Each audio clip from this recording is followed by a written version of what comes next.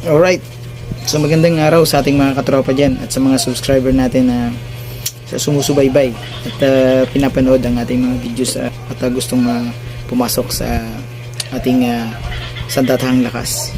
Merong nagtanong sa atin ng may age limit po ba sa Army Reservist?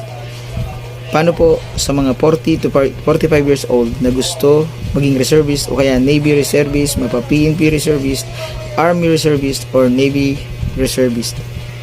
Pwede po ba gawa kayo ng video paano mag-apply lalo na sa di nakapagtapos ng ROTC and then above age na?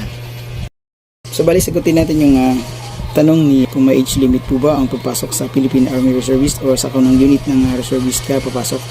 So bali dito mapapaloob yung 7 source of reservist. Dito yung una is yung ROTC graduate ka, then BCMT graduate or is BCMT, and then NDCP, World War II guerrilla, and ex-servicemen like ex-retired PNP, retired Army, or retired CAFGU. And then yung AFP APARO o tinatawag na affiliated Philippine Army Reserve Unit. And then yung co-NCO and project tinatawag nating 36 to 70. So unahin natin yung ROTC. Dito pagka nag-graduate ka ng ROTC, Basic Reserve Officer Training Course, and then Advanced Reserve Officer Training Course. Mandatory man o hindi yan, pero para sa akin mas maganda na mag-training kayo ng Reserve Officer Training Course.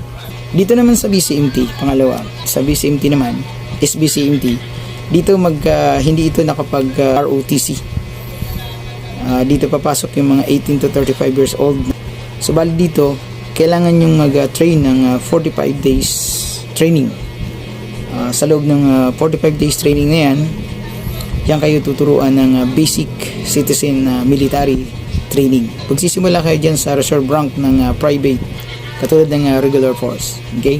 Sa NDCP naman o tinatawag nating National Defense College of the Philippines, ito papasok yung edad mo naman na 36 to 50 mo magmasteral ka MNSA and magkakaroon ka ng rank na Lieutenant Colonel. Okay, sa World War II guerrilla naman, sa mga dating kung mga dating sundalo ka o dating nagserbisyo ka sa gobyerno ng panahon o lumaban ka sa gera, pwede ka pa rin sa reserve, sa retired reserve ka, pasok ka pa rin as a reservist.